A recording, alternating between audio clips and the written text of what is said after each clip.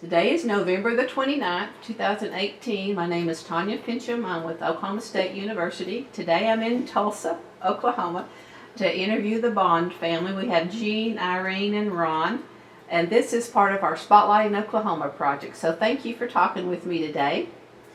First, we're going to learn a little bit about each one of you, and then we'll see where the conversation goes from there. Jean, let's start with you. When and where were you born? I was born in Colton, Oklahoma, which is at the time was probably just a grocery store there that my mother and grandfather owned. It's south of Okemah, about 4 or 5 miles, and off to the east, off of the highway. And I was born June the 2nd, 1923. And did you have brothers and sisters? Yes, I had an older brother that was born in 1922 in Colton, and a younger brother. My older brother's name was Clovis Hobart, and my youngest brother was Jodine. He was born in July the 14th, 1925, same age as Irene. And tell me a little bit about your parents. Well, I go way back to my father. He lost his mother when he was 14 years old, and he had a sister. We called her Aunt Maudie. And when their mother died, our granddad, Joseph, just didn't seem like he could handle the loss, and he wanted to just go off on his own. So he sent my dad and his sister to Oklahoma to live with his wife, twin sister. He went to school in Jumbo. They call it Jumbo. I've never been to that little town, but it's right off the highway on the way to Broken Bow. When he was about 14 years old, he joined up with an old fellow that had a team of horses and a logging wagon, and he decided to join him and be his swamper on that, hauling logs. They went on over to Broken Bow and began to haul logs to the sawmill.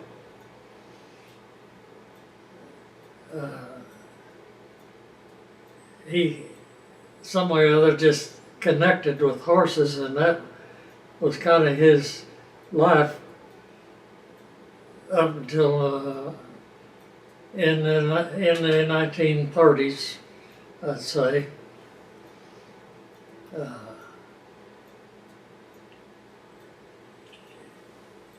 His work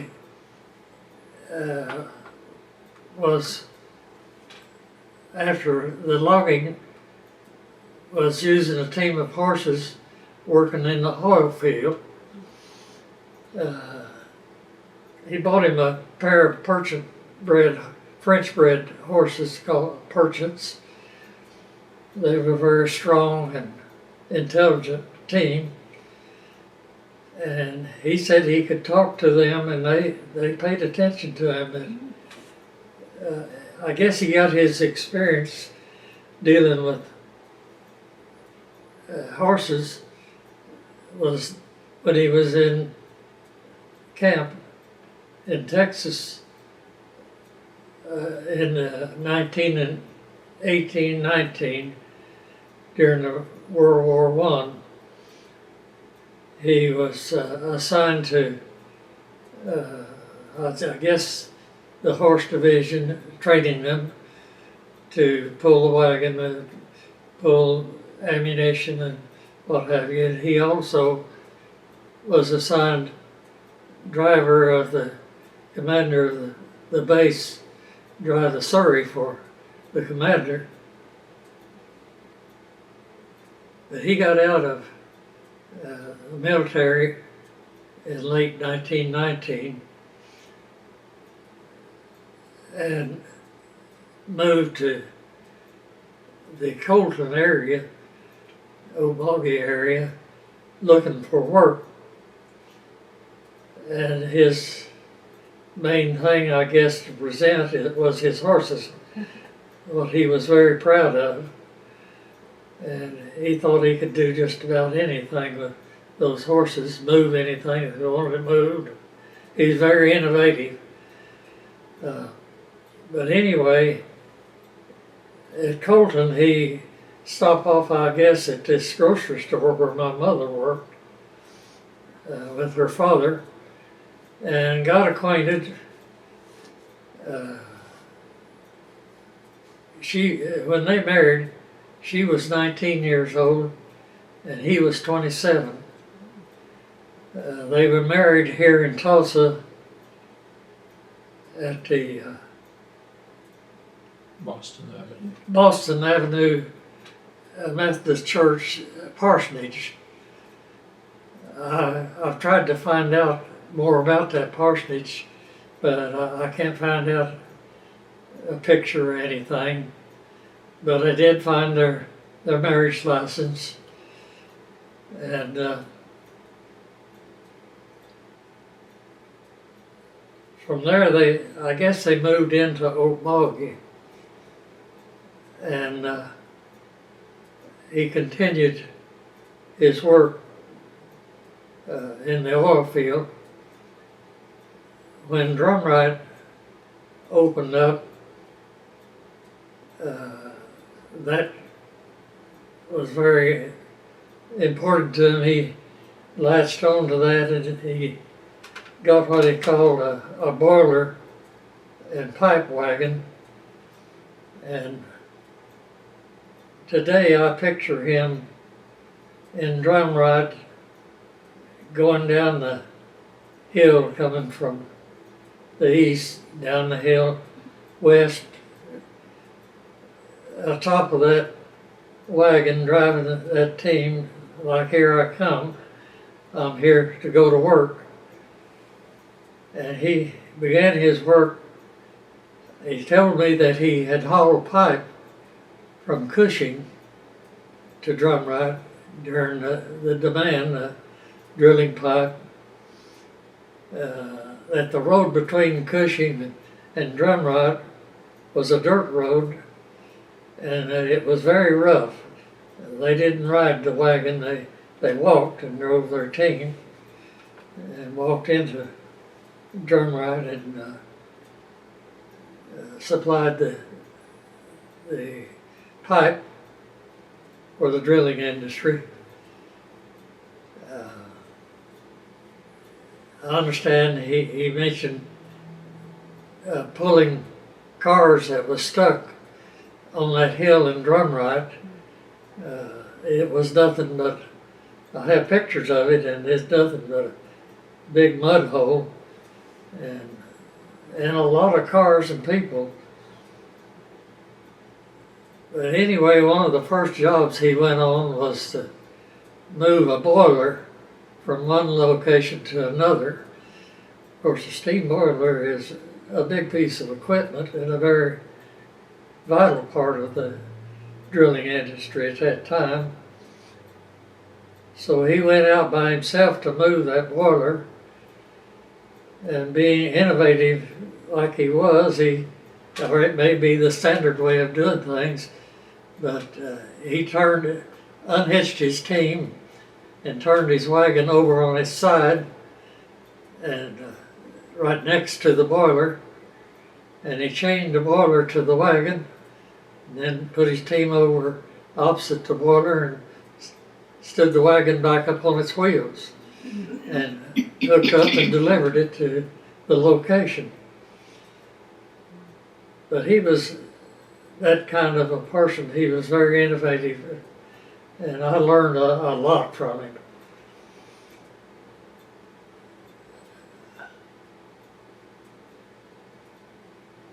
From Drumright, we went back to, well, I didn't begin in the beginning. Dad, when he left the logging industry, he went to Okemah, Oklahoma, and went to work on a ranch, training horses to ride and attending rodeos, bucking horses, and teaching them to ride. And he was living on the Rutland Ranch in 1918 when he got his call to go into the military. He went to southern Texas and spent a year, a little over, in the military, and the war was over, and that's when he came back to the Colton, Okemah area. And so his early days dealing with horses, he said mules in the Army, that they were very contrary, and he learned how to deal with them. He said, you get in a stall with a mule and they'll kill you. But as a matter of fact, in I'm going to say it was 1933, 34, we was living at a little town called Aztec. He was in the, he was a pumper at that time, had several wells to take care of, had a powerhouse. Some people know what a powerhouse is. It's a local, centrally located engine room with rod lines connecting the wells that had been drilled to the powerhouse. It had a big wheel driven by a belt off of the single engine in the powerhouse, and those rod lines went out to each well to pump them. I had a pumping jack that went up and down and would pump the crude oil to centrally located tanks. He was responsible for the quality of the crude oil, making sure that there was no water or contaminants in the oil. That was his responsibility, to get the oil cleaned up till time to sell it. He and a gauger would meet at the oil tanks and draw a sample of the oil in the crude in the tanks and run a machine to determine the quality, the gasoline content of that crude oil. I remember at that time, now this was in the mid-30s, and I remember them talking about crude oil had gotten down to $1 a barrel, and they was wondering how much lower it could go. But anyway, we survived that until probably 1935, when we moved to Okemah, and he went to see his the rancher Ray Rutland that he had worked for before, and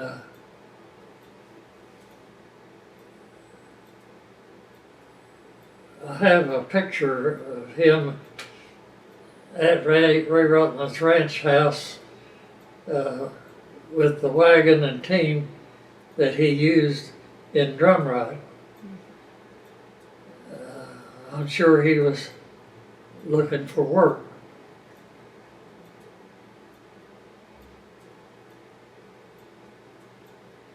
Well, in Okemah, is that where you went to school? Did you finish high school there? Yes, went to school actually in Aztec. There was a building there that the oil companies donated to the community,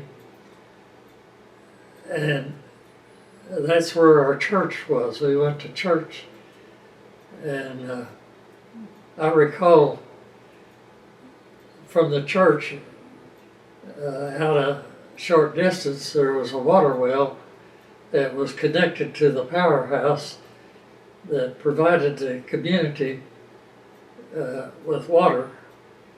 And of course, being a kid, like all the rest of them, when the church was going on, we'd get up and walk out to the water well out in the field and get us a cold drink of water and come back to the church.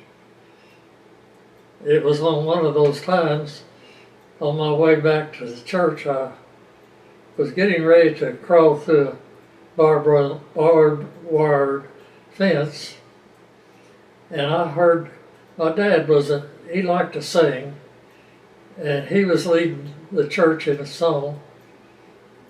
And when I heard him, I decided, I believe I want to be a Christian. And I went into the church and marched down the aisle to the front and knelt at the altar and gave my life to Jesus. Backing up, while we was living in Okemah, Dad found a job pumping one well. It was 4 miles east of Okemah on Highway 62, and it had a house furnished, and he was making a whole $75 a month and a house furnished when we lived there.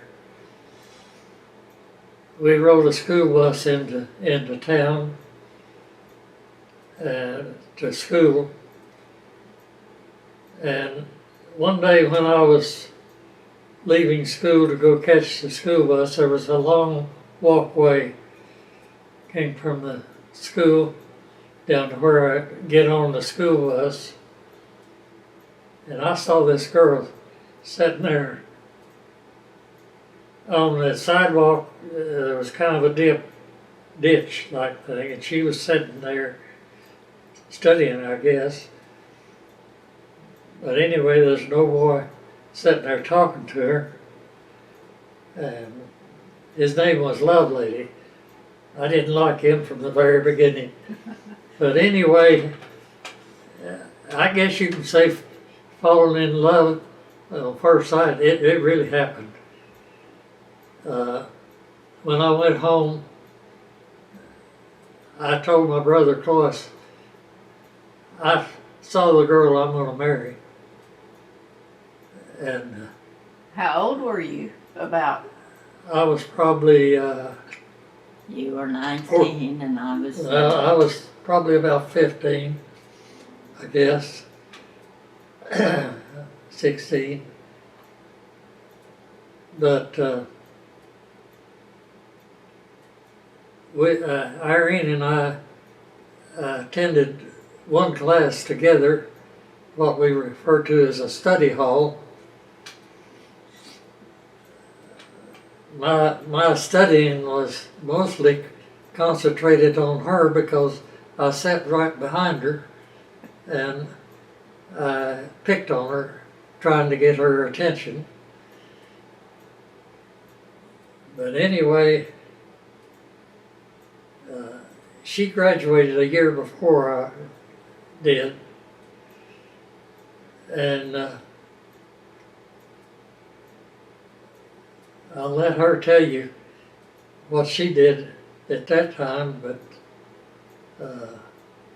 I continued and graduated from school, and Well, did you two date in high school? well, we saw each other. Dating back then is just when you saw them. You didn't have money enough to go do anything, and my brother had worked a very short time on the lease where my dad was working, and he bought a Model A Ford 29, and he let me borrow it to go out to the farm 4 miles west of Okemah on Highway 62, where Irene was living. I went out one evening to see her, and they told me she's asleep, she's in bed. It was early afternoon, probably 6 o'clock or so, and they went up and told her, and she said he just has to come back. So I got in the Model A and headed back home without seeing her. But you went back. Oh yes, I went back, and we got along real well, and I got along well with. She was living. Her father had died when she was 13, and she was living with her mother and older brother Ira, and they were trying to take care of that 200-acre farm, which was very difficult to do. Just they did all the work themselves. But right after school, there wasn't any work around Okemah, and my brother that graduated the year before I did was in Tulsa studying welding, and he was a welder, so he heard that you get welding jobs out near Long Beach, California, in the shipyard. This is during World War II. And after he got settled, and as quick as I got out of high school, I headed out there also to get a job, because I wanted Irene to come out and live with me. So as quick as I got enough dollars together to rent a small apartment built into a 2-car garage, I sent for Irene to come to California, and that we'd be married in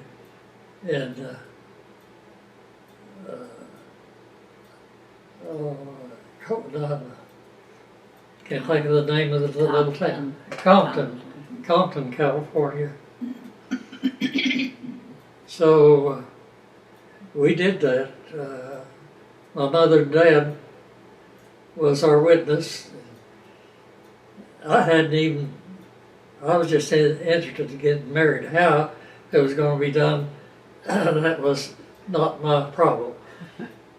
So my dad found a minister, and he went to the door and asked him if he would marry us. So he did, and Mom and Dad was our witness. And that was August the 15th? August 15th, 1942. Okay. At the time I was working in a shipyard down near Long Beach, out of Long Beach going north, Consolidated Shipyard was the name of it. And I remember the first morning after we was married, and Irene and I was riding with about 4 guys to work, and the 2 of us walked out in the driveway, and I really got a hoorah from the 4 guys. They gave me a hard time about it, but anyway, I made the day to work and back to see the love of my life. We didn't live in that apartment very long. Housing was very difficult. There were so many people from Oklahoma, Arkansas, Missouri, and wherever out there for the same reason, to get a job. And jobs was easy to come by. As a matter of fact, I knew several people that worked at the shipyard where I did. The second shift, they'd go to another shipyard and work another shift in that shipyard. At the shipyard, my first job was when they laid the keel on dry land, when they laid the keel and attached the steel siding to the ship and started building it. There's what they call ribs. They went up first, and then these steel platings was bolted to the ribs. And my job was, when they take the bolts out, they put a hot rivet in its place, and a riveter would rivet that hot rivet to the shell, and they would throw that bolt down on the deck, and bolt and nut. I had a 2-gallon water bucket, and my job was to go around and pick up those bolts and nuts and put them in a 2-gallon bucket and put it where somebody could pick it up and use it again. I remember I was bent over picking up those bolts, and there was some pipe laying there on the deck, and I saw it move. And I thought, well, I must be kind of dizzy. And I raised up, and I looked up, and there was people going up a ladder out of that boat, just like a bunch of ants going up out of that boat. And I said, what's the matter? Somebody said, we had an earthquake. So I joined them. I went and climbed up out of that ship. And it looked like an army outside. There was 3 shifts. And we was all gathered up outside waiting to see what would happen, whether that ship would leave the dry dock and go down into the bay or what it's going to do. But it did it all right. It stood it all right.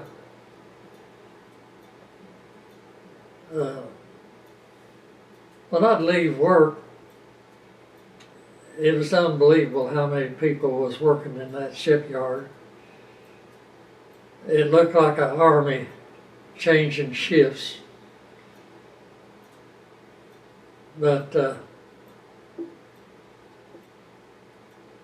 I worked at that job until,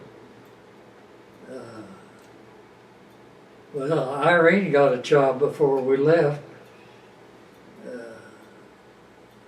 We was just trying to survive, and she worked. My shift was the evening shift. I'd get home right after 12 midnight, and she would get home from her job and at 11. Of course, I'd find her asleep, and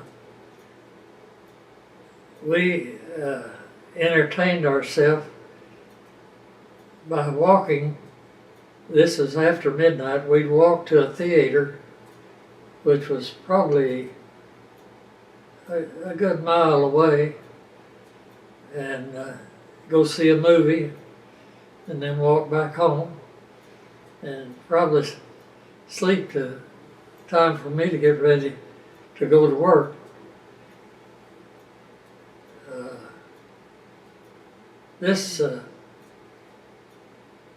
I thought that the war was about over. It seemed to me like it was about over. I told Irene, I said, we better get out of here because there's going to be people leaving here that you wouldn't believe, and it'll be hard to, we didn't have transportation. We'd have to go on a train. She had a brother that was living in California. He was in servants. Where he was living wasn't too far away from Compton where we lived. He would come to see us and spend the night. And so the three of us decided we'd make a trip back to Okemah by train. And neither of us had been on a train trip before, but when we got on the train, it was standing room only. And her brother Clon, who was in the Air Corps, and I stood up, and a fella got up and gave Irene his seat. So she had a seat somewhere along in Mexico, I guess it was. Our train pulled off to the side, to a siding, and we learned later that there was a military group was coming from the east to the west, and that we had to wait till they passed. We was there several hours. As a matter of fact, we ran out of drinking water. But we made it in to Oklahoma City, I guess. And somebody came and got us from Okemah, and we ended up in Okemah on the farm, as we referred to, where I met Irene. We was staying with her mother and older brother and his wife. But her oldest brother, John, was born in 1901, I believe it was. And he worked for an automobile, did a little bit of everything. It's just anything they needed done, he did it. From washing cars to selling cars, which became his vocation, and he was very, very good at it. He won awards for selling so many cars. But at that time, when we got to Okemah, I went up to the Chevrolet garage where John was working as a salesman, and he asked me, Gene, why don't you and Irene move back to Okemah? I said, we kind of think about it, but I don't know what I would do. Well, he said, Pete Shear, the shop foreman here, said he'd give you a job. I said, well, I don't know anything about cars. Well, he said, as shop foreman, there's people come in good friends, good customer, need a windshield wiper replaced or a light bulb replaced, and I do it, and they just give me give him a tip. He told me, he said, now, if you come to work for me, I'll let you use my tools over there, and I'll give you the tips that I get. The salary, it was a flat rate, what they call a flat rate. You was allowed so much time to do a certain job, and they was paying $2 an hour, and I would get half of it, and the garage would get the other half. So that's how we began our living. But I worked. I didn't go for coffee and stand and talk. I worked hard, and I ended up, I guess, their top mechanic, because her brother John had a friend that bought the Ford garage, which was about a block and a half away from the Chevrolet garage. And one day they come walking up the alley to the back door of the Chevrolet garage where I was working, and they called me back to the door and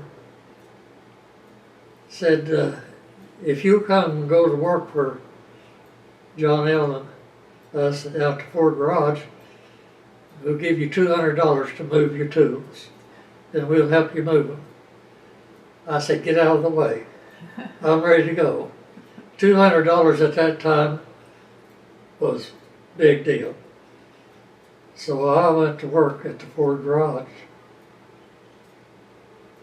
and climbed my way up the ladder and was doing well with it.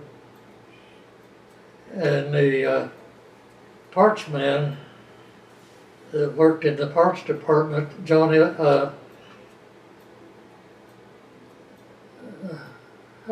McKinney. no, we went to H.L. Oliver. Oh, and He was a parts man, and he talked to me and he said, Boyd Bibb's building a new Texaco station on the highway going out west of Okemah, and he said, I think we could get that and run it and do all right with it. Said, would you go with me and do mechanic work out there, and we'll make a living at it. And I said, yes, I'll go, I'm ready. I had visions of getting rich. Of course, in a service station, you don't get rich. As a matter of fact, you don't even survive. I recall we needed a load of gasoline, and we didn't have enough money to get a load. And Irene had given me a Sweet 16 shotgun that I didn't think I'd let anybody have, but we needed gasoline. And I sold that shotgun to a friend. I call him a friend now. He got that shotgun for almost nothing. But anyway, we had enough gasoline to stay in business. They built a new hospital right behind our service station, and we got acquainted with the manager of that hospital, Harold Stokes, and his wife Betty, and they were a nice couple, and Irene and I joined up with them. We really liked them. And Harold was talking one day, he said, I know a guy that works for Mid-Continent Pipeline. And I said, well, could you get me an interview with him? I'd like to go to work for an oil company. Well, he said he'd try. As it turned out, this fellow's name was Bondurant. I guess, I don't know whether you call that luck or not, I don't. God has worked with Irene and me since day one. I think that's the reason I saw her and knew what I wanted. But anyway, I got Joe Bondurant to get me an interview for Mid-Continent Pipeline in Tulsa.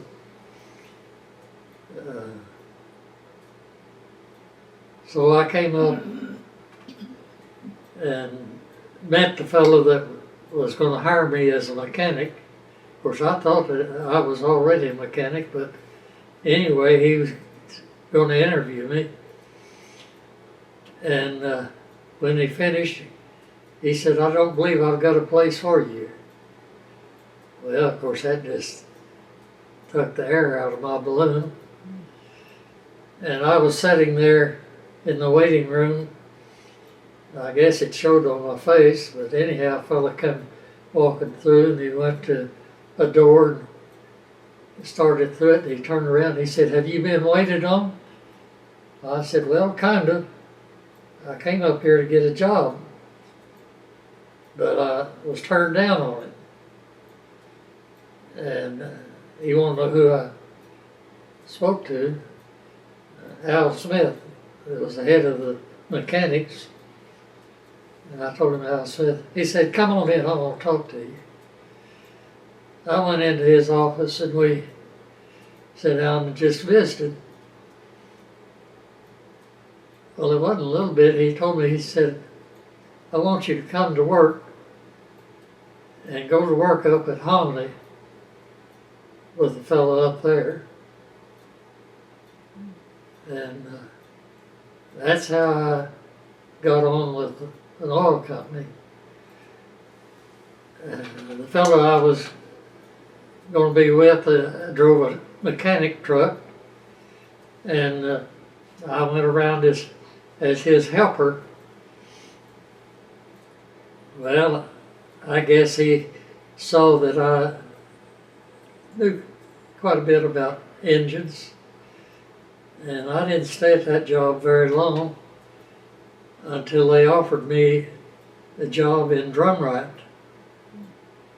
doing the same thing, only kind of promotion. I had a truck of my own that I would go out to work on engines scattered over the northern part of the state in the oil part of the state, Barbersville and Hominy and small towns like that that had crude oil wells that was pumping.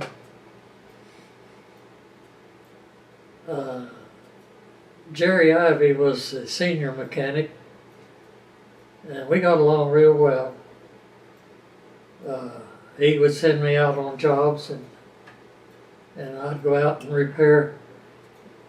At that time, there was engines from a 1-cylinder, 2-cylinder, or 4-cylinder air-cooled engines that was pumping the crude oil from the tanks to the central located station in Drumright, where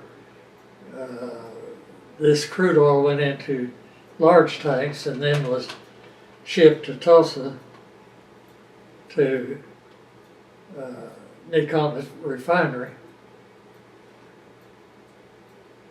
Was that like in the 1940s, 50s, I guess, by And that was in point?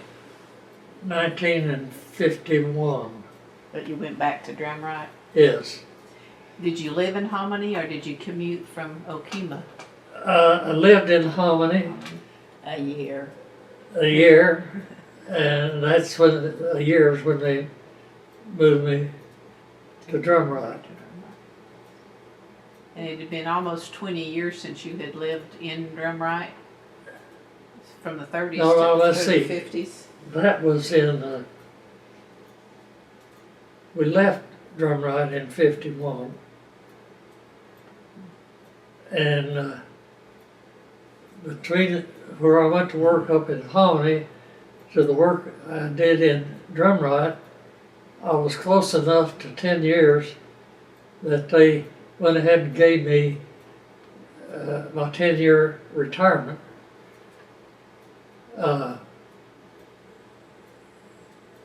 Mid-Cotton production or marketing was going into the marketing business up in Indiana, and they were building new terminals, loading terminals to load the product on trucks and hauling out to the service stations. And they had this one terminal in Indianapolis, and I went up there, up as an assistant to the foreman at the terminal.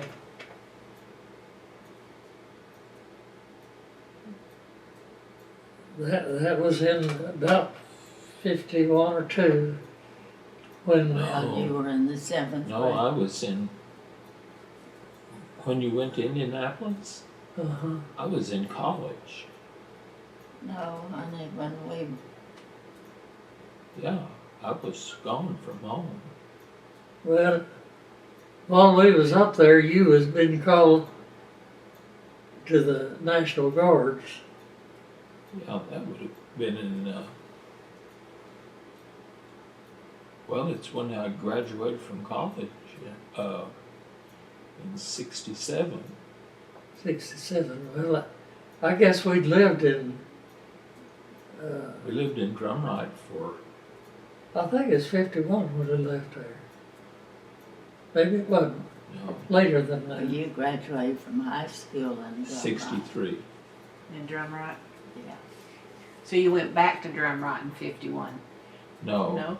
no, I No. never went back to Drumright. No, we never did go back to So from Hominy you went To Drumright, to Drumright and and then we left. When I went to college at OSU was in 63. That's when I graduated from high school, and I'd been in.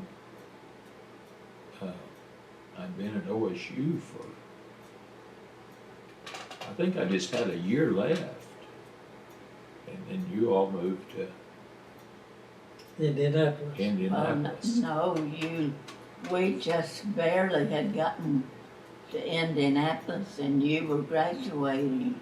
And we came back to Right, OSU for graduation. 67. And we just hardly moved our furniture into our home in Indianapolis when your graduation, and we came back for that.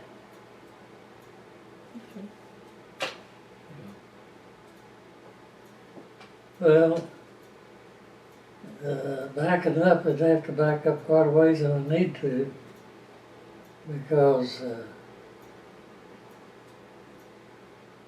we lived there in Drumright. We lived out on what we call a lease, an oil lease. We could buy the house, but not the land. Yeah, it used to be a company, community. They provided the houses for their employees, and they shut that production way down and got rid of some employees. And one of the houses had been sold to a friend of ours, and he was wanting to move, and offered to sell it to us. Of course, we had thought we was doing a lot better because Irene had got a job in the bank there in Drumright. And when did you go to work in Drumright? Oh gracious, 1954 maybe. Well, how did it happen you got that job there in Drumright? I just went in, well, I had worked for, of course, I'd been secretary to the county attorney, Bill Sewell, in Okemah. And I went in, we needed the extra income. So I went in the bank, and the president said, well, what is your experience? And I said, I don't have any banking experience, but I've been secretary to the county attorney in Okemah. He said, Bill Sewell? And I said, yes. He said, I know him well. We have oil interests together. And he put me to work that day. He said, Bond. He never knew my name. He didn't know anyone's name. He'd call me Bond or Honey. And he said, Bond, after I'd been there he hired me at $125 a month, which at that time wasn't bad. And when I got paid, he paid me $150. And he said, you're a good employee and you work hard, so I'm gonna give you $150, but don't tell anyone. Don't let anyone know. Well, what he didn't, Mr. Sellers was good in lending, but he didn't know anything about operations. And all the bookkeepers filed all of the deposit slips. Everyone knew what everyone made. And he didn't realize that. But it never did create a stir, as far as I know. I was overpaid. I was paid more than most of them that had been there. And that was the thing he didn't want them to be upset about. But as far as I know, it never created a problem. Did you get the $150 each month, or Oh, just yeah, the I got it every each month. month? And I got more. I got increases along. Well, the way she, to back up a little bit, she graduated before I did there in Okemah, and she went to work for 2 Well, I months. went to school I started when I was 5 Okay. to a little country school. And that's how I happened to be a year ahead of Jean. What was the name of the school? Little Buckeye. School? Buckeye. Was it a one room? No, it was 2 rooms. There was 2 rooms. And the first room, we went from the 1st grade, and I think it was through the 5th. It may have been through the 6th. It's been so long.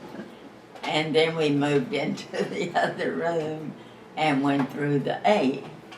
And from there we went on to, well, at that time, we went to Castle, little town of Castle, had high school. But I only went there 1 year, and then we could transfer to Okemah, and Dad could pay for the transfer and get, my sisters were in high school at Okemah. He wanted us all to be in the same, go to school, same place. So he paid whatever was he had to pay, and I went to school at Okemah and graduated from Okemah High School. And what year? Oh boy. What year did I graduate? Well, you graduated in 41. I graduated in 42. That's right. I graduated in 1941. And then 42 is when y'all got married.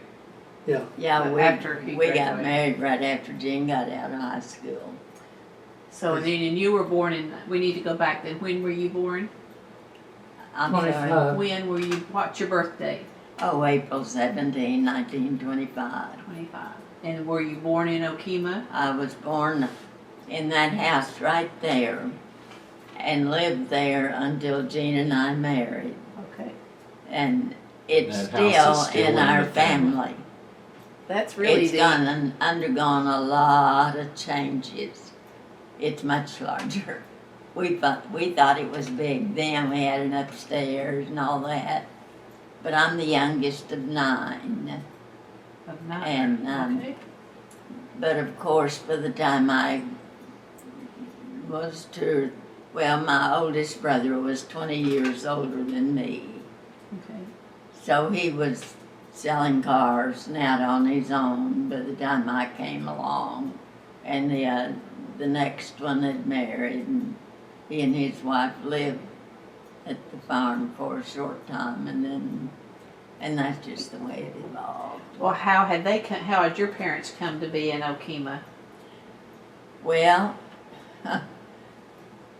let me try to think. Dad was from Finchum, a little town called, they met there. Oklahoma? Well, actually, you know, your dad was born in Alabama. Well, yeah, Dad was from Alabama, but then he and Mother met. I think it was in Finchum. I'm not sure. Jean's done a lot more genealogy Arkansas. than I I. thought it was Arkansas. Where they, In Oklahoma, just, I mean, I know we're of interest, but I thought Grandma and Granddad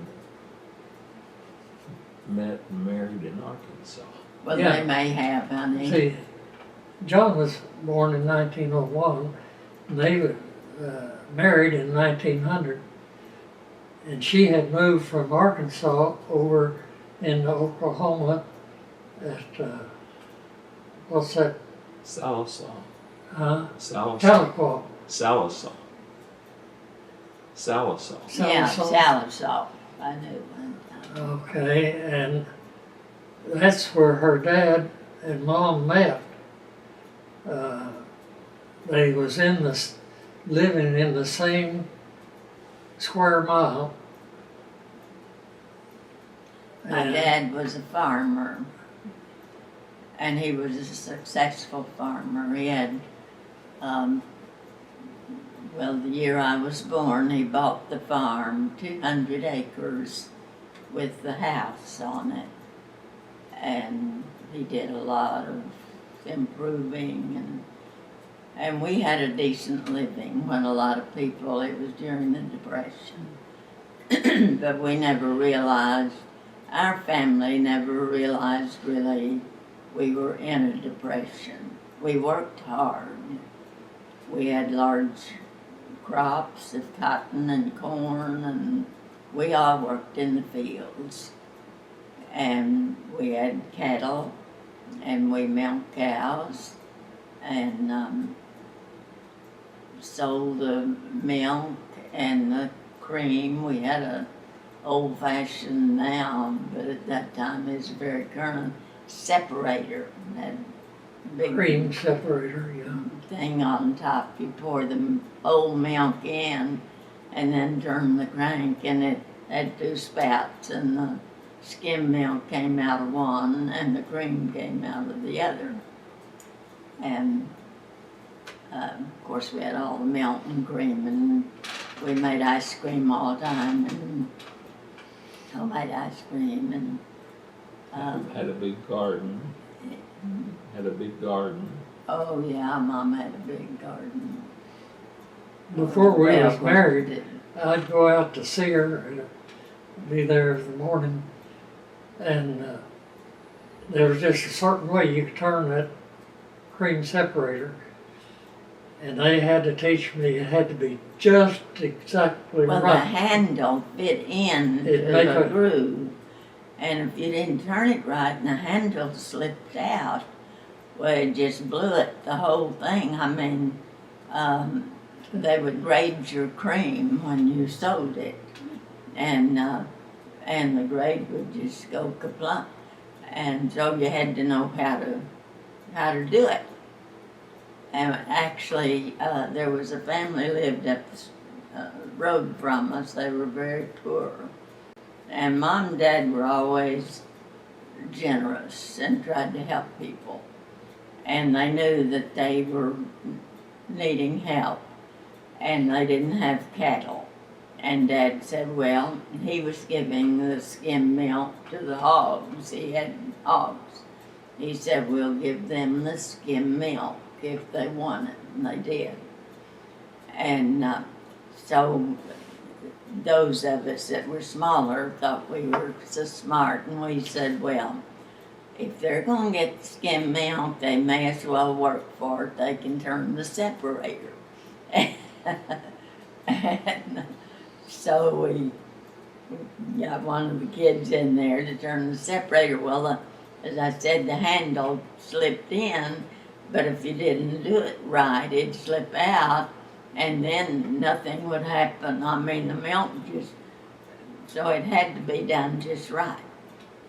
Well, we told them that they were going to turn the separator.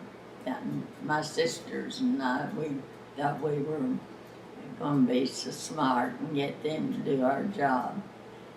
Well, of course, the handle slipped out, and it was a mess, and Dad put a stop to that real fast. They didn't turn the separator anymore.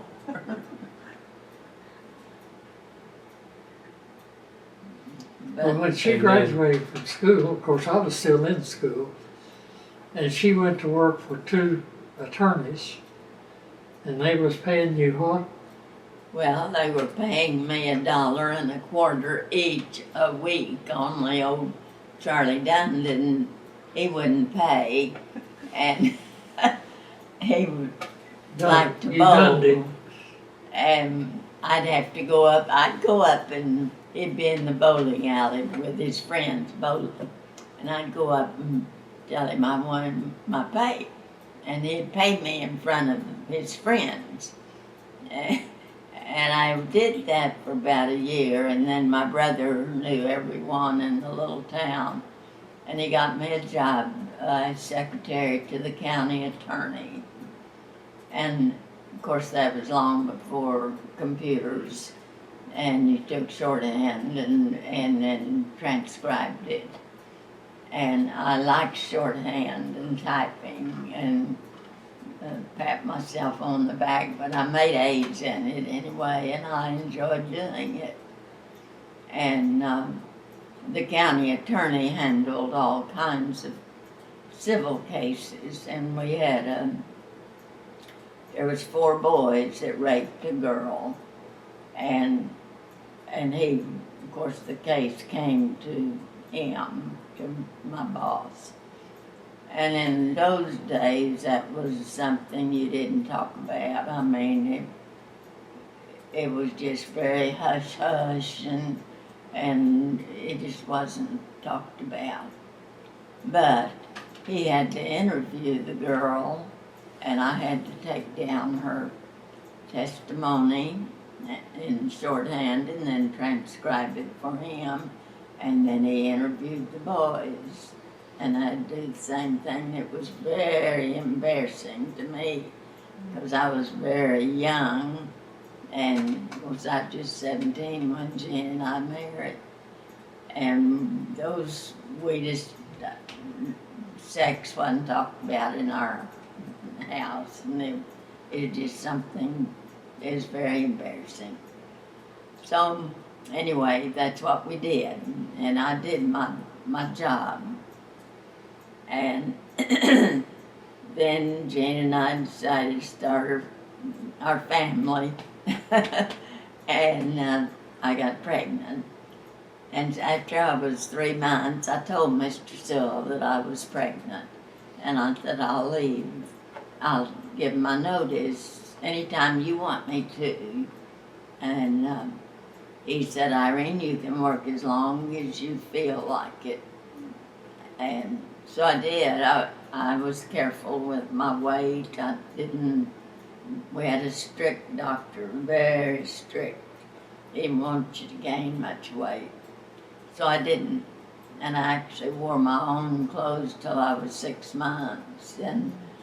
And And I worked until 3 weeks before Ron was born. And so Mr. Still said, now I want you to help to interview your replacement. And he asked if I knew anyone that might be a replacement for me. Well, there was a lady that worked in the court clerk's office, and of course this was all in the courthouse. Our office was in the courthouse, and she was just, the court clerk was just around the corner from our office, from the county attorney. And she had a daughter, and they were having a struggle, and I knew they were. And so I told him that, if they were having a difficult time, and she's a very nice person, and so on. So he interviewed her and hired her. And now I've lost train. What was I going to go? Where was I going from there? But anyway, that's I Well, I then when worked you for moved to him. Drumright, well, you got in the banking business. Well, then when I later in Drumright, I needed, Gene and I always needed money. We were young and didn't have, anyway. Well, he told us what he thought of you when he spotted you the first time. What did you think of him from the first Well, I don't impressions? know. He pestered me, so I had long hair, and it was real curly. I kept it curled. It was real long, and he's always tweaking my hair, and I was kind of disgusted with him because I'm tired of being pestered. Been that way ever since. No.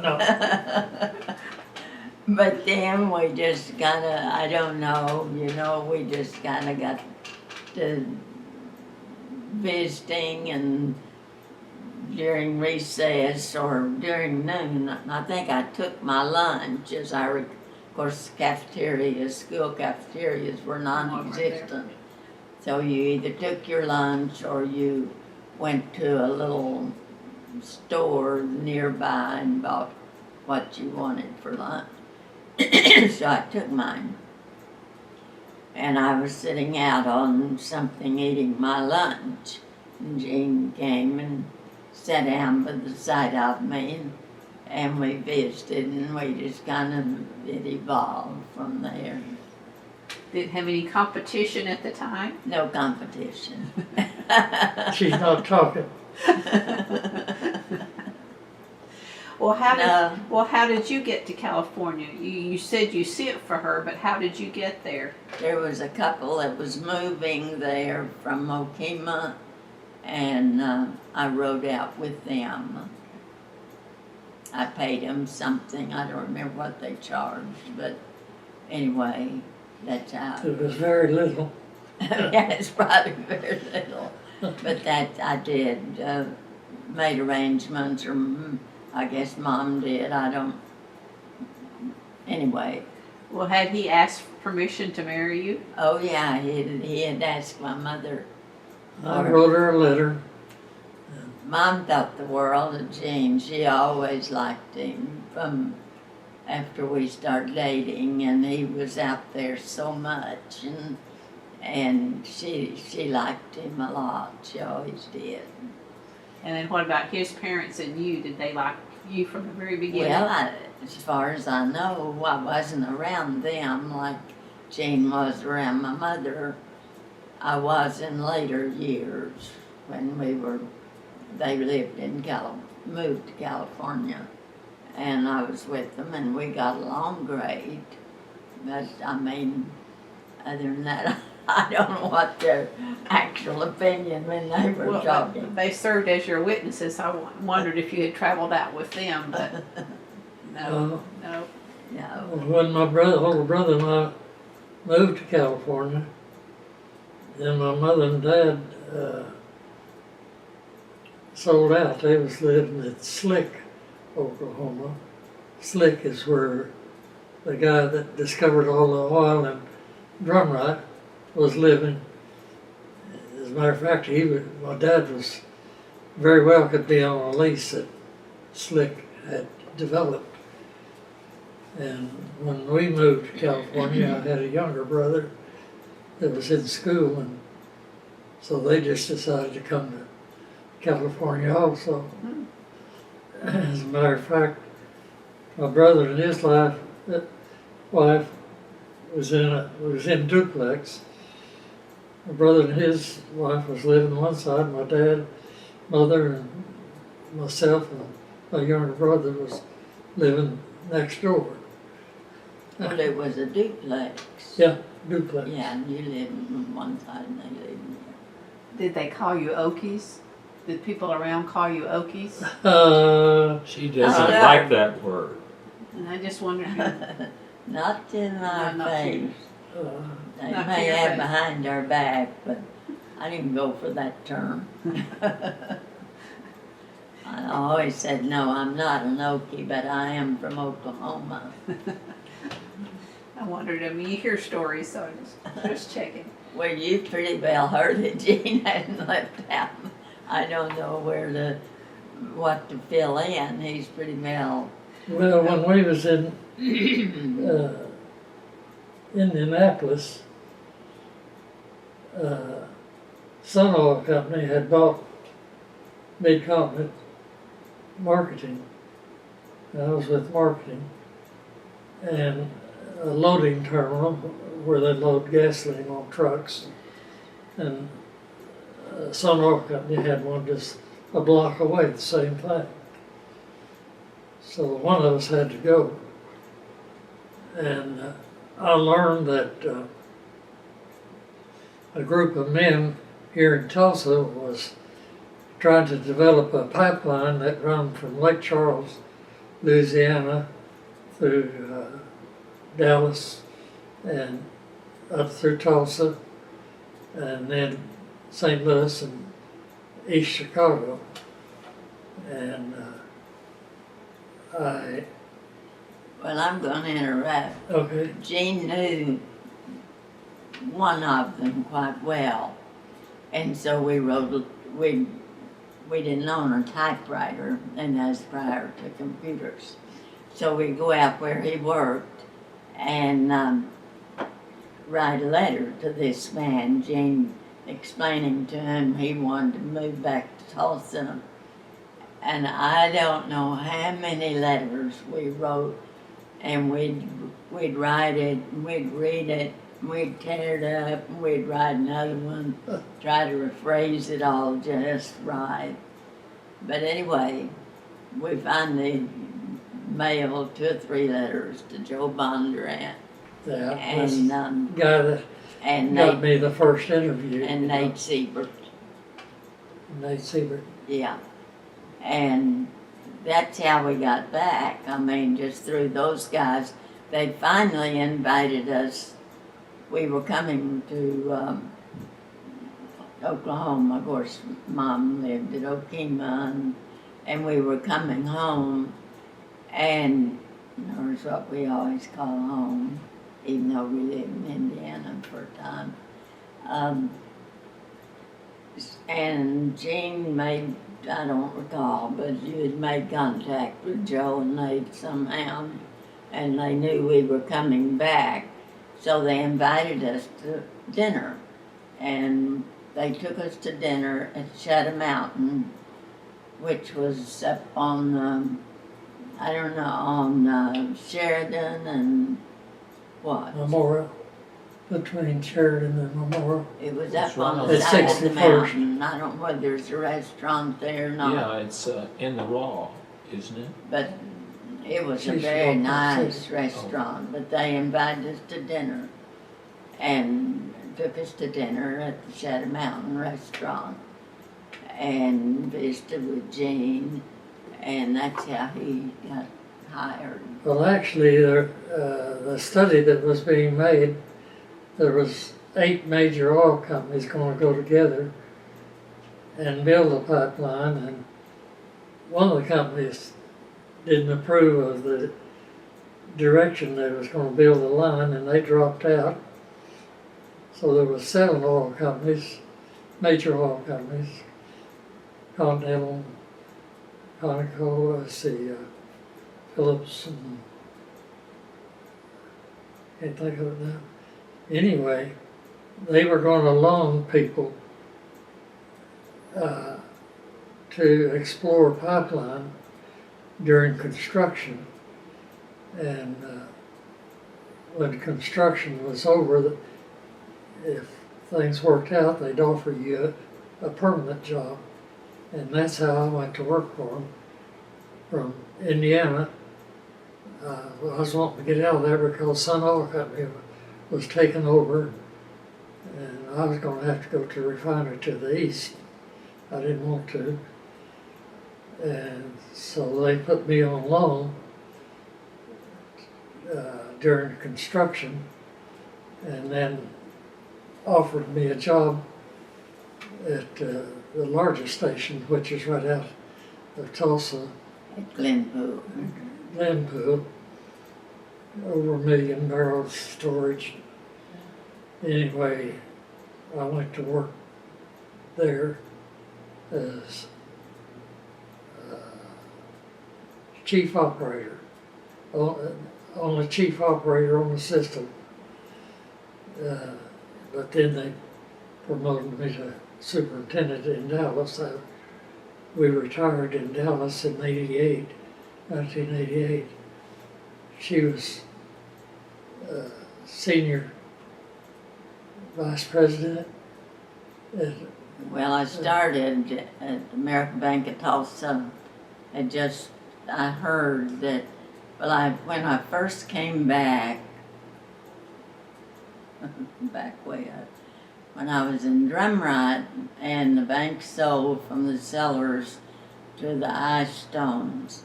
And Mr. Eyestone said, Irene, if you're ever James transferred to Tulsa, will you go into NBT, National Bank of Tulsa? That's where he had been. He was a vice president there, and evidently was very well liked, and give my name as reference.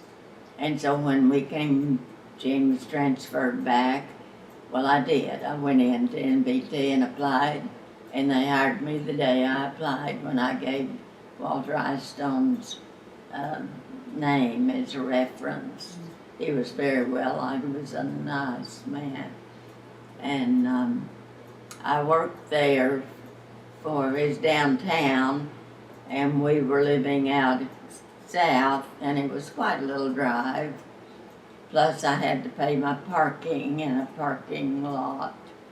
And I'd have to go to the drive-in one night a week, pack my cash bag, I was a teller, from the main bank and go over. They had the freestanding drive-ins at that time. And I'd have to go over to one of those and work until closing, which was seemed to me it was 7 or something. We stayed open late. It was dark. And then walk a block in the dark back to my car. It was a little bit tense. And I heard about Mr. Warren's bank, that Jack O'Brien was going to be president, and that W.K. Warren was starting a new bank, American Bank of Tulsa, it turns out where it is now. And so I just hurried over and applied, and I was hired. And it was so close to home. We didn't live, oh golly, 3 or 4 miles from there, and it was close to home, and I liked it, and I had good employees and employers, and I advanced, and I enjoyed it. Yeah, she would get very upset at me taking another job because the job she had, she just advanced in it, and then she was moving to start over. So she started over several times. I did. Every time I'd work my way up to a level, Jane would be transferred. But you went But- where he went, right? But you retired from Republic Bank in Yeah, Dallas, yeah. as Yeah, senior then vice we were in president. the, Jean was transferred into the Dallas area. And we lived actually at Rockwall, Texas, which is on Lake Ray Hubbard. And I went to work at a bank, Republic. Republic, was it Republic National, Republic Bank of Dallas. And I had to drive 14 miles, but I liked it. And I progressed there. I ended up being senior vice president, but, and it was a large bank. We had 60-some employees. It was covered 3 levels, counting the trust department on the 3rd floor. But I liked it, and I got along well with all the people, and I never had any problem getting along with the personnel. Your education at Okemah paid off. It must have been pretty good. Yeah. So, Well, I'll have to tell you about Ron. When he got in college, of course, I was a mechanic, and we bought him a little car. And when he came home, it was time to change the oil and filter on the car. A VW, when the Beatles came out. This is that Ford we got him, but anyway, we bought him a scooter first, and traded it for a car, then traded it for another one, and did it that way. But anyway, there at Drumright, I was going to teach him how to take care of a car. So we went out in the garage and jacked the car up. I was going to show him how to take the filter off and drain the oil and change the oil. And the garage was here and the yard was a little higher. And last time I saw him, he was right out in front of me, above my head. And I was showing him just how you do this, and I turned around to say something, he wasn't there. Well, I got up to see where he went. He went into where his mama was, and she was telling him how to do something else. I was cooking and Ron was sitting on the counter. We were visiting. We could always visit. We still can. We can sit and talk forever about nothing or about anything and everything. And so he had come in and sat down on the end of the kitchen counter, and we were visiting. Well, that's how he got into banking, of course. He followed Mama. He didn't follow Dad. can you change the oil? Did you ever learn to change your No, oil? he still doesn't know how to change it. He won't change it. Pretty common these days, I guess. Most of us don't know how, or I don't know. I know where to go to get it done. Yeah. Yeah, that's his secret. So you were born in 1945 45 in Drumright in Okemah. and Okemah. Okay. And we lived there. I started school there and went through the 3rd grade there, and then we moved to California for a short time, and then came back to Hominy, and I was in school there for a year, and then to We were Drumright. so dumb, just jerking him in and out of school. Then I graduated from high school in Drumright. So, you lived in Drumright how long then? From I think 15 years, okay. I believe. And then went to OSU. And I graduated there in '67. And moved here. I got a job with the FDIC. And they assigned me here to Tulsa, and in '68 I met my wife to be. We met in February, engaged in July, and married in September. Pretty quick, okay. And You didn't have to pull her hair and convince her to. No. no, no. She was so pretty. She was raised in an orphanage in Denver and had no family at all. But we had a good marriage for 47 years. She passed away. It'll be 3 years this January. And so I worked for FDIC, and they transferred me to Amarillo, Texas, after being here 5 years. I got a letter that they thought it was in the best interest of the corporation and me if I moved to Amarillo, Texas. Well, I said, well, it's maybe in your best interest, but it's not in my best interest. And soon after we were there, about a year, well, I got an offer to come back to Okemah and go to work for a bank there, and Citizen State Bank. And stayed there 5 years. And then I had there's a group that was chartering a new bank in Broken Bow, and one of the men, Ben Walkingstick from Chandler, called me and wanted to know if I'd be interested, and I said, well, I'd be happy to talk about it. So I went over and visited, and I took the job, and so we were there for 18 years, and then we sold the bank, and we moved from there. We came back to Tulsa.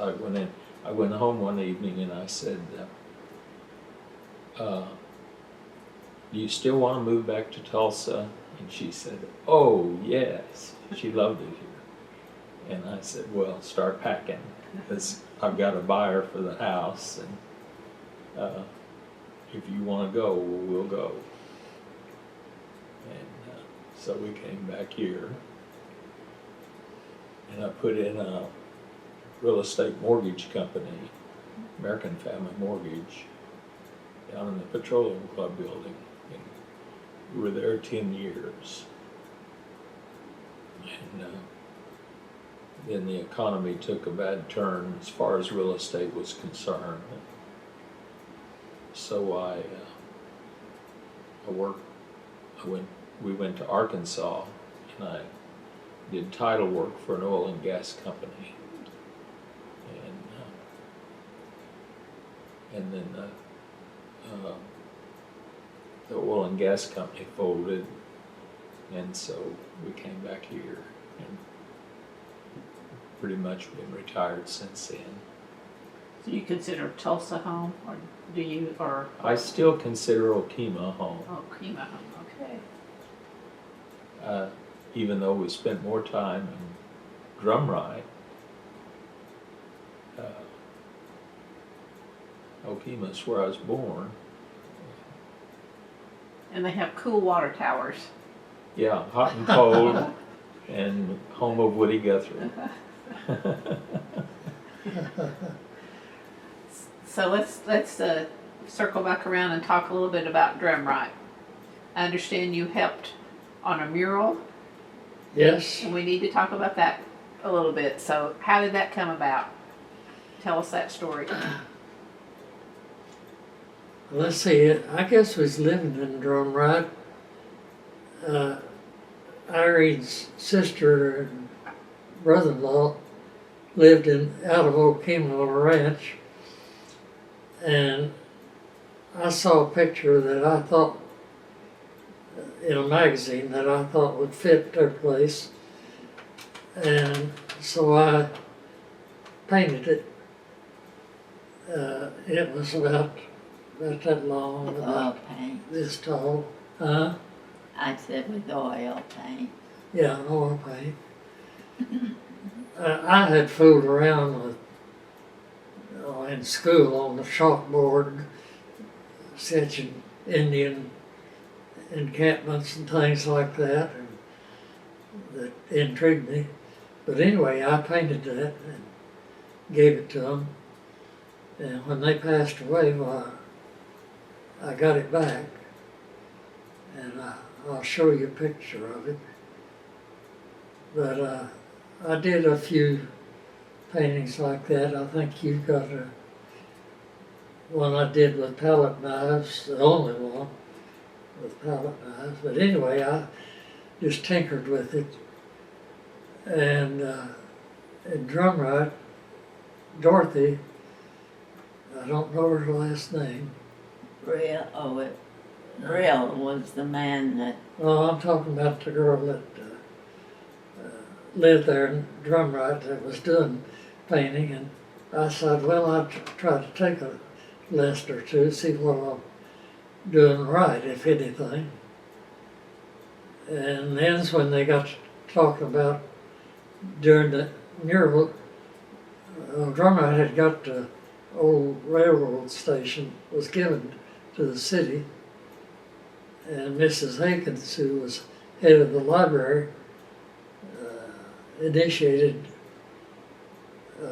painting a mural, and she knew Jim Burrell, who was illustrator for Encyclopedia, and he did what he thought the mural should be about, how it began and end. And since I just started with Dorothy, well, I guess she told them, and they invited me to join them, and that's how it happened. Did you get to decide what to paint, or did they have that planned out already? They just told me Trail of Tears, and in that corner there's a door. You've been there? No. You haven't? Well, there's a door, and then the corner like that, and then the mural starts this way. I got this area there and over here, and some way or other I could see a army guy on a horse up on a mountain up here, and this string of people coming, they just little bit until they just kept getting bigger, and I could see him watching them as they came, and that's the way it ended up, the big Indian. And then after around the corner was, I could see my dad on that wagon, the pipe, going up that hill to a derrick, and they added a burning tank, oil tank and stuff up above that, so that's how it brought the oil industry into the rest of the picture, I think. Of course, the first of it was buyers of landowners who were trying to buy their interest in oil. So it just kind of showed how all that transitioned. So you got to choose some. Your creativity came into play. Yeah. How long did it take you to do it? Oh Lord, I don't know. I mean, you were working full time, I'm assuming, while you were painting on And it. weekends, and I got a lot of help from Mr. Burrell.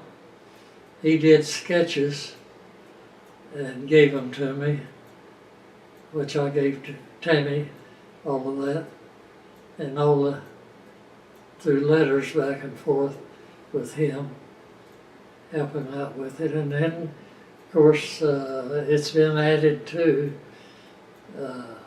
since then while I was in Indiana, and some of the other people painted stuff that was small but added to the picture, you know.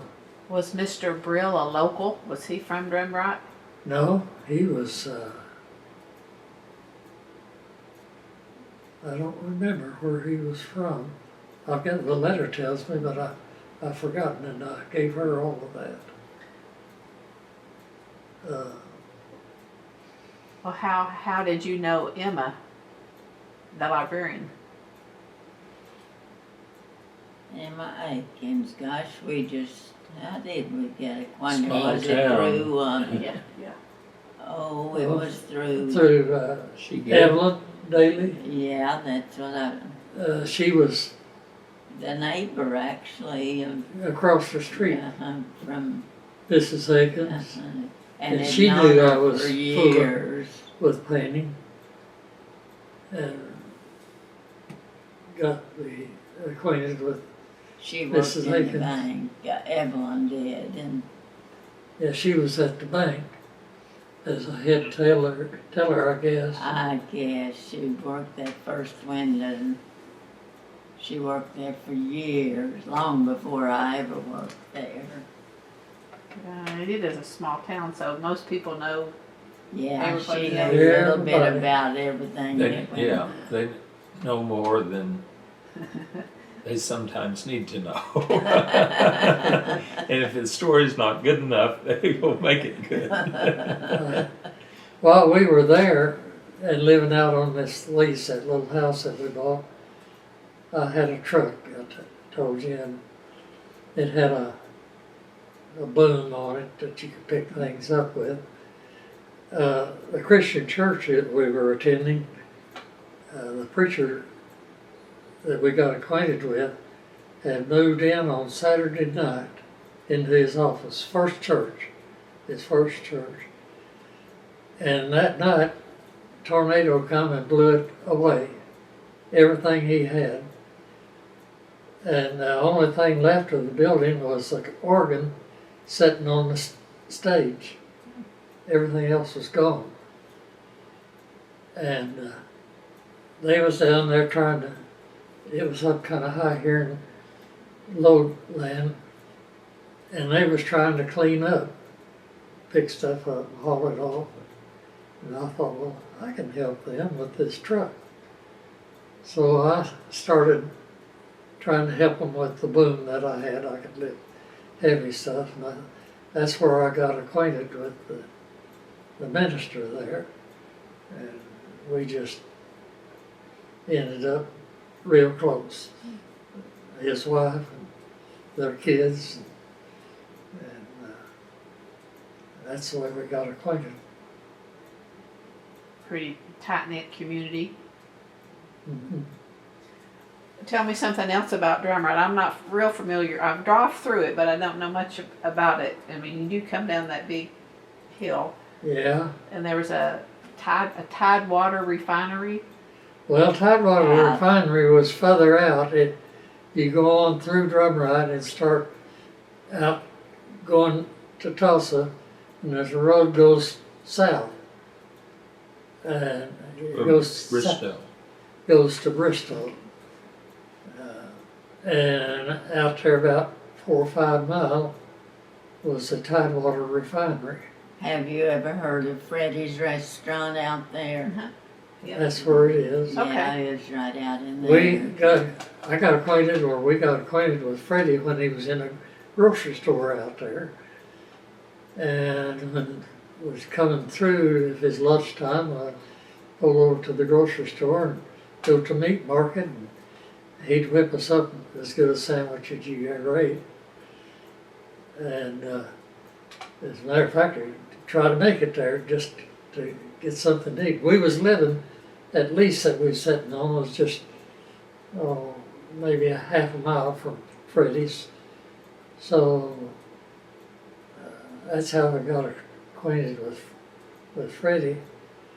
And then when they widened the highway going to Bristol, Betty's grocery store was on the right of way, and they're at the refinery. The refinery's back, and Freddie was down here next to the highway.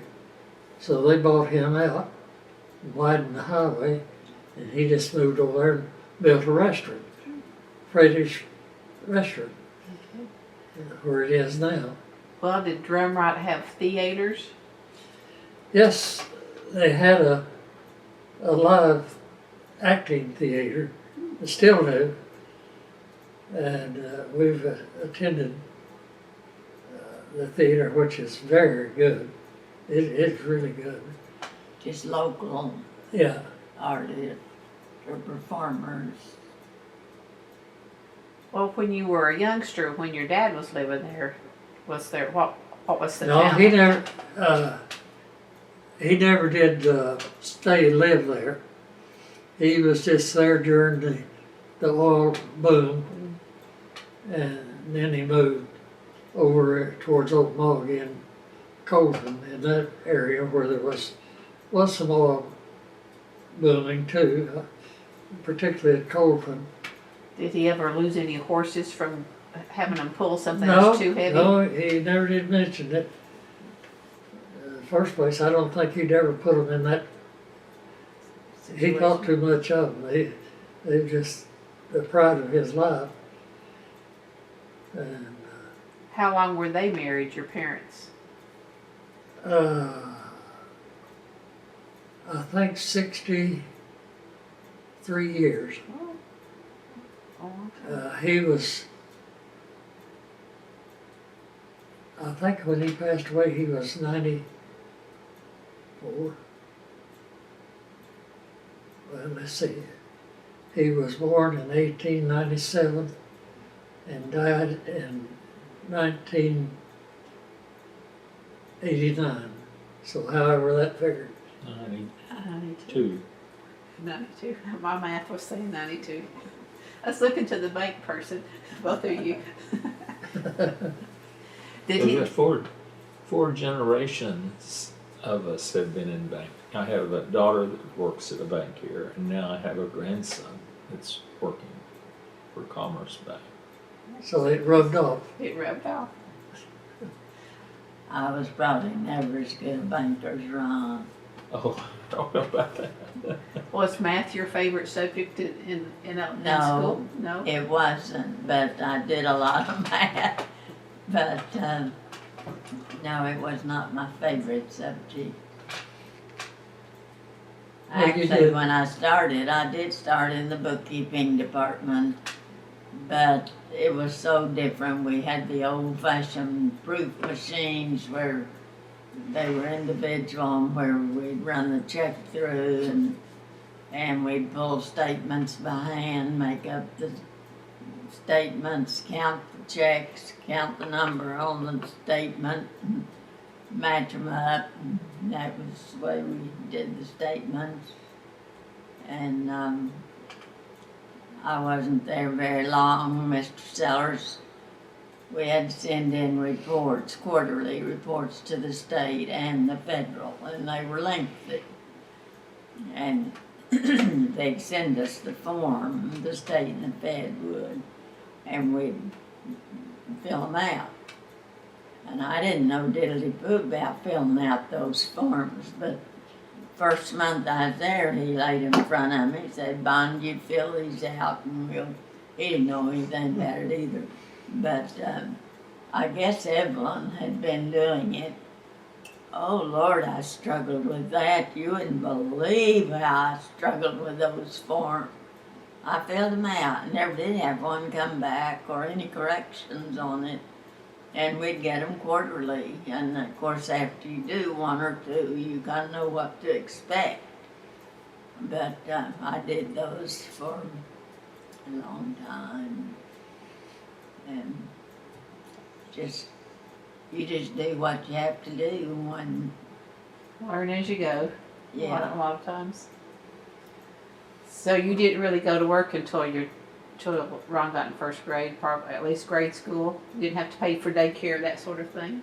No, no, there wasn't any such thing. That's what I was thinking too. And diapers, that was before Pampers too. You do them by hand as well. I walked 2.5 miles to school until I was in the 8th grade, One way. one way. Wow. Every day. Every day. And you Yeah, pulled a cotton. rain, shine, sleet, or hail, we went to school. We just took off and headed for school. By foot. We went barefoot a lot, and I stepped on a thorn running around the schoolhouse. Some kid had stuck a thorn up in the ground with the thorn part up, and I stepped on it, and it broke off in my foot. And before the day was out, my foot was swelling. But back then, we didn't have a phone. There wasn't rural phones. The lines didn't go out. Telephone lines and electrical lines didn't go out into the rural areas. And so all I could do was walk home. My brother was in school, and he would wrap a cloth, I say a hanky is probably just a cloth, around my foot. It started swelling just before very long. And I'd hang on to him and hop along, and finally got home. And I was laid up for quite a while. They had to lancet it and take the thorn out and all that stuff. It was a mess. But Well, I'll tell you how she was babied. When she's laying on the bed and her foot was hurting, and I don't know who was rubbing it at that time because it was hurting.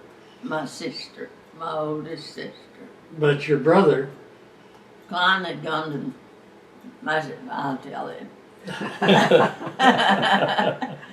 It felt, her hands were soft, and I got it in my head that if it was rubbed, it eased the pain. I don't know. Anyway, and my brother was in National Guard. And so my sister would lay across the foot of the bed, and she'd gently massage my foot. And he came in, he'd gone to National Guard meeting, he came in, and she had done this for 2 or 3 nights, and she was just dead tired.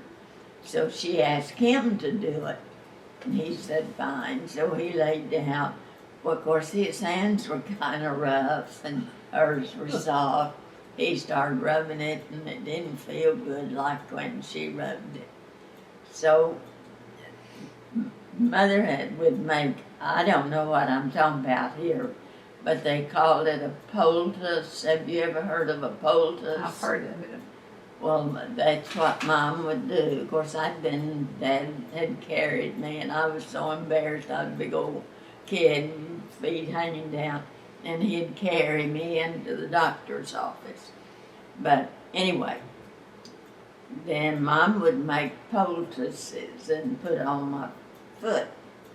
So my brother rubbed it a little while. His hands were kind of rough and didn't feel nice like my sister's. So I sent him back into the kitchen to make a poultice.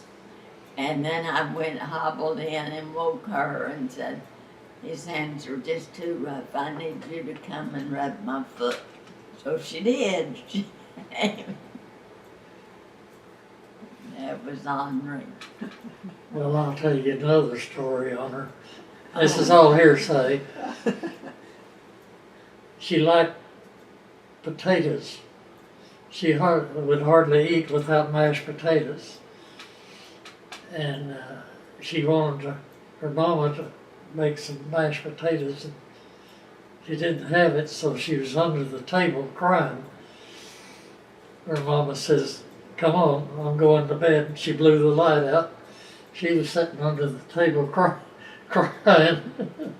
I don't think she got up and made her potatoes. No, but my sister said, called me and said, come get in bed with me, my oldest sister. And I did, and I slept with her for many years till she got married. Well, the house being small, you probably had to share a bed anyway, didn't you? Oh, With yeah. that many kids Yeah. too. Well, they weren't I there just all at one happened to be the time. youngest of 9.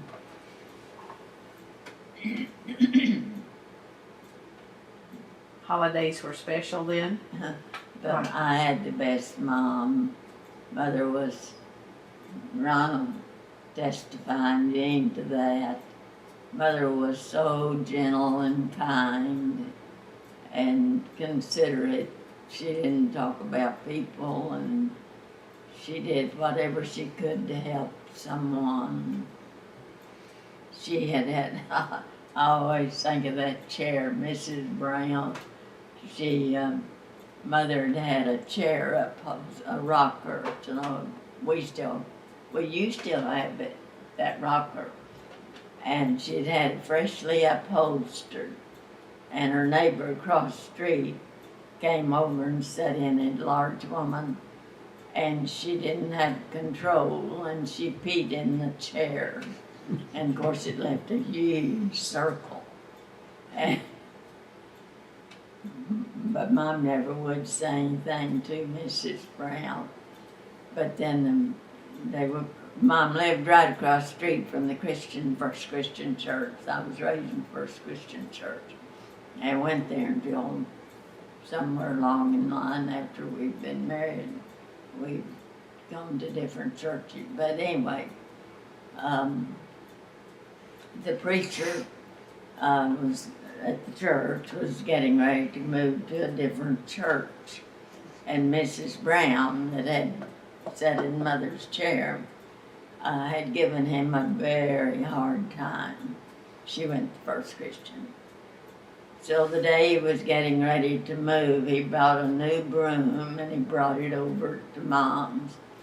And he said, Mrs. Montgomery, would you give this to Mrs. Brown to ride when I'm gone?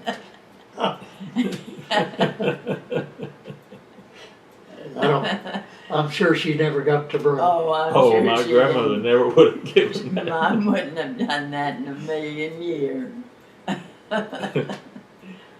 He said she'll need something else to ride when I'm gone.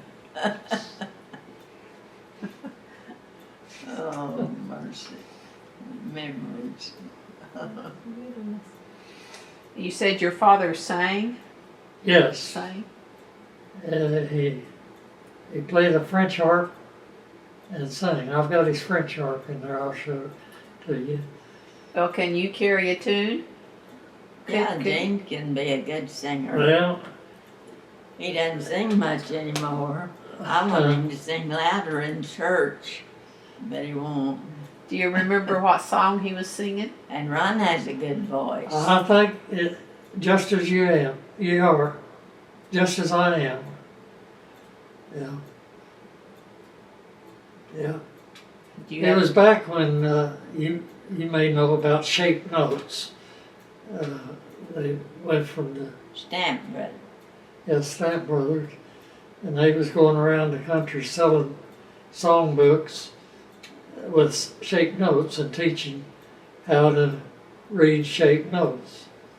And he got interested in it. He was good at it. They attended church wherever he went. He would lead the singing.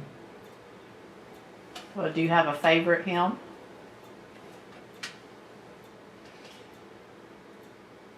I guess that one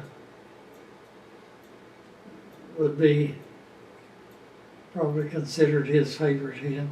What about yours? Well, good grief.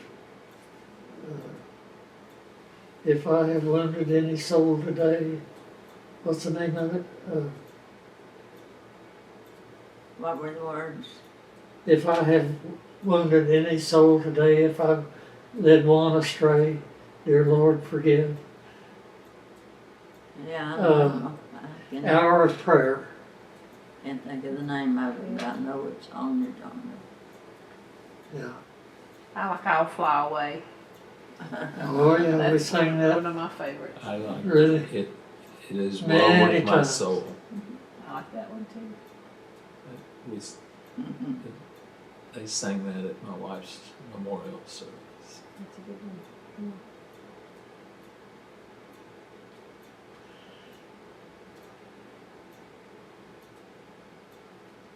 Anything else you want to chat about? You've heard the whole, That's good stuff. More History. than the story. you've heard more than you bargained for. Oh, it's good stuff though. In 1950, I had in my notes that Drumright got one of its first subdivisions, Country Club, Yes. Country Club Heights. Yes. You would have been living. Oh, yeah, there's that little new addition out, yeah. When we was over at Drumright the last time we drove back by, it's still there. As a matter of fact, the story about that place, we were so proud of it. As I told you, I had this truck that had a boom on it that I could pick up heavy loads. And up at Yale, Oklahoma, they was changing the highway, taking a curve out of it that was dangerous curve. And right on that curve was a crabapple tree. It was about 2 inches, pretty big tree, growing. And I'd drive by that and I wished I had that. And I talked Ron into going with me. And we went up there and dug that tree up, put it on the back of the truck, and hauled it to Drumright and planted it in the backyard. It's still there. Well, they wanted to trick me. So it still had leaves on it. And they got the idea they bought an apple. He was so proud of that tree. And on a ladder climbed up and tied an apple way up the top of that tree. Right And- down. Casually brought it to my attention. Did you see that apple that's already grown in the top of that tree? Of course, it's a little too big. It was probably about that big. And crab apples. It is bright red. Fun times. Yeah, we could see it right out our breakfast room window. And I said, look at that apple on the tree. And Ron and I made a big deal of it. Of course, he caught on. Yeah, I'm slow, but I will tell you a little story about the farmhouse. My grandmother had it, and she had to move to town. She couldn't stay out at the farm by herself anymore. And so when Mary and I moved to Okemah, well, I went around to all of the brothers and sisters and asked them if they would care if I bought that from my grandmother. And they were all for it. And maybe with one exception. And so we bought it and remodeled it and moved out there and lived for 4 or 5 years. And then when we went to Broken Bow, well, we didn't want to keep the house because we didn't want rental property. And so we sold the house in 10 acres and kept the rest of the land. And then when Mom and Dad retired, well, they were able to buy the house back.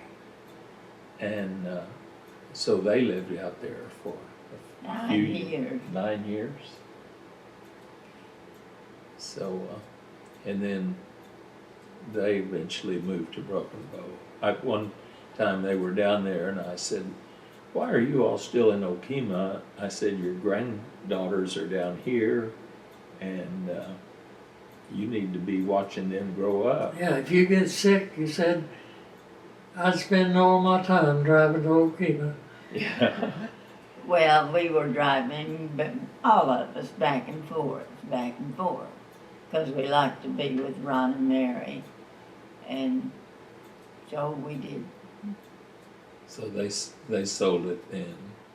And that would have been when, I'm trying to do the timeline, if you retired in 88, 88. so you lived in that house until 97, We lived 96, something. 9 years Right in there. at the farm. 97, 97. 96 or 7. And then they moved to Then we moved to Drumright where he was. Broken Broken Bow. Bow. I mean, Broken Bow. Yeah, And then when did you come here? We moved 96. here in 97. 97, yeah. We moved from the farm here. Well, we bought a house over on 81st Street, and Ron and Mary was, I don't know, they sold their house and something.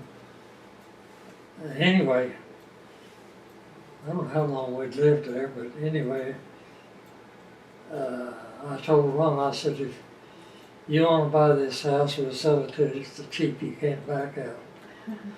Well, we were moving here to Country Club in Cottage, and Ron and Mary was working in Heber Springs, Arkansas, but getting ready to come back.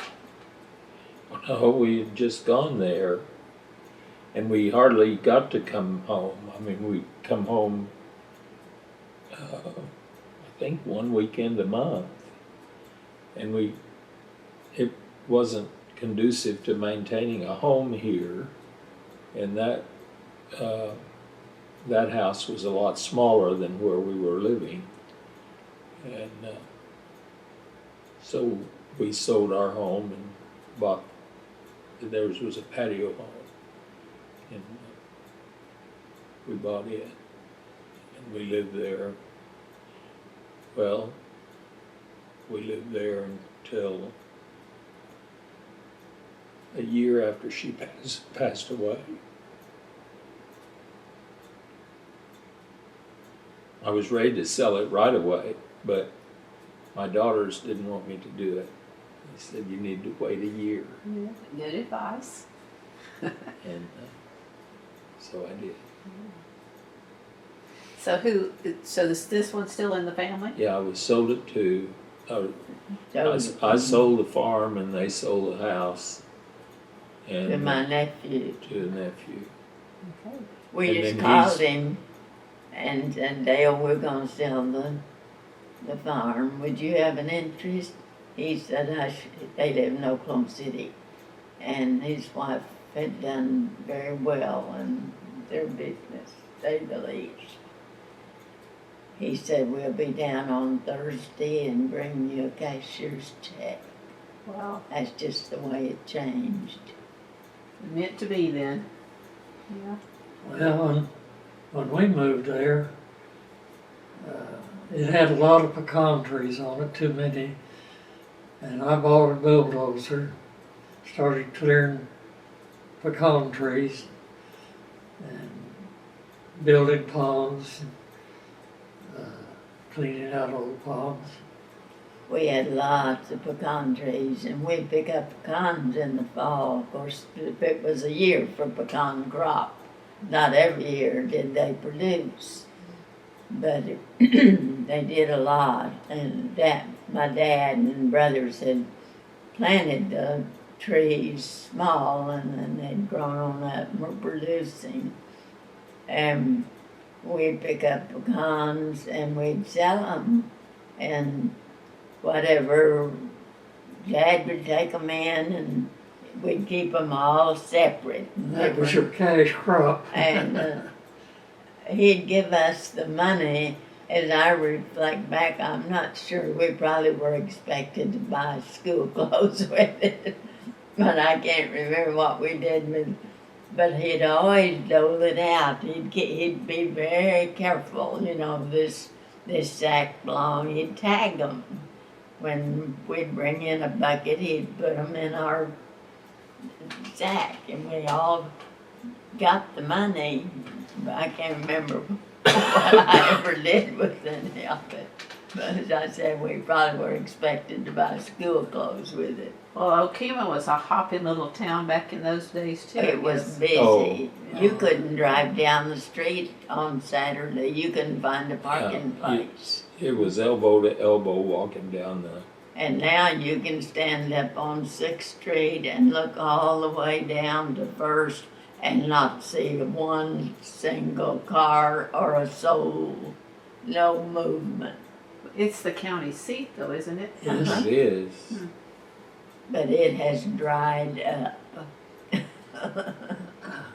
There really is. Well, it was a farm community, and there's just no small farmers anymore.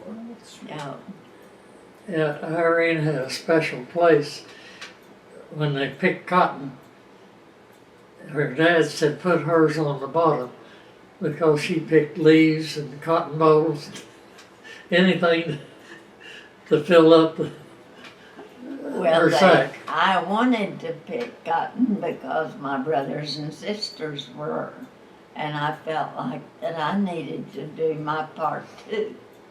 So Mother made me a little sack, not too big, long.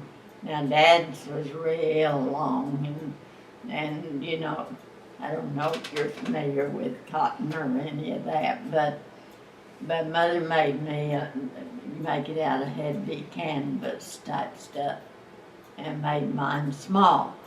But I wanted to Fill make it a up. good showing, I guess. And I picked it rough, and I'd have hulls, and I don't think I had leaves, but I would have the cotton hulls. And so then Dad would always have the big trailer that he'd weigh the cotton, and then he'd dump the sacks in the trailer. But when he'd say, well, let's weigh Irene's first and put hers on the bottom, because when they went to where they sold it, the cotton gin, well, they had to pick cotton off and grade it, and they were paid according to the grade somehow, and Yeah, the lint. and if it was, you know, there was burrs and stuff in it, you didn't get very much for it. But if it's all white and fluffy and all, well, and mine was kind of rough, and so She they always- dumped mine on the bottom. Wanted to help in the field, and her mama sent her with a bucket of water over to the field for the rest of them. And on the way down this path, a snake crawled across. Of course, she froze and screamed. Oh, I just, Well, that shut down the cotton picking.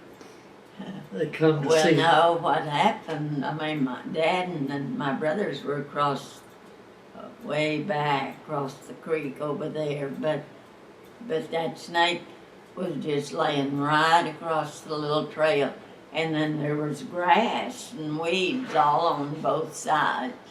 I could see the house, but I just could visualize snakes just all out in there. And it just scared the living daylights out of him. So I just stood there and started screaming. And one of my sisters heard me. And she came over and she carried me across from the trail over to the highway. Across all the, she wasn't afraid to walk, and you know, she was older and she understood that snakes are not just gonna be multitudes of them in one place. Well, you were probably barefooted as well, were you? I probably was, Yeah. because I went barefoot Very all the likely. time. And so she carried me on, I remember it so plain. She said, get on my back and I'll carry you across and you won't have to walk. And she did. Good sisters. Well, Oh, they it take- were all good. It sounds like Mhm. sweet, sweet family. Back in the crude oil times when we spoke of crude oil by the barrel, 52 gallons to a barrel, and the pipeline that I retired from, we was doing 22,000 barrels an hour of gasoline. And how much the price difference? You said it was $1 for, Oh, then and then when you, selling at the service station, I don't know what gasoline was in. Well, the first car, that little Lloyd that I had, I remember paying 25 cents a gallon for I can gas. remember paying 23 when they'd have a gas war. Mhm. I remember I was just thinking the other day when I filled up my little car that I can remember when I paid 23 cents a gallon one time for gas. So a barrel is 52 gallons per barrel. So how much? Well, listen, Trish sent up lunch tickets. How about going to lunch down in Yeah, I made arrangements for it. well, we can finish. I mean, I've asked all my questions. I was just letting you tell whatever came to your mind is to finish this up here. I did want to ask you if you knew anything about the Dunbar School. Anything, comments about the Dunbar School? Dunbar? Okay, we won't do that then. No. All right. Well, we've covered a lot, so we'll just say thank you for talking with me today, and we'll close it out. Okay. Well, You guys are great. Oh, you're very easy to talk to. you're very, yeah.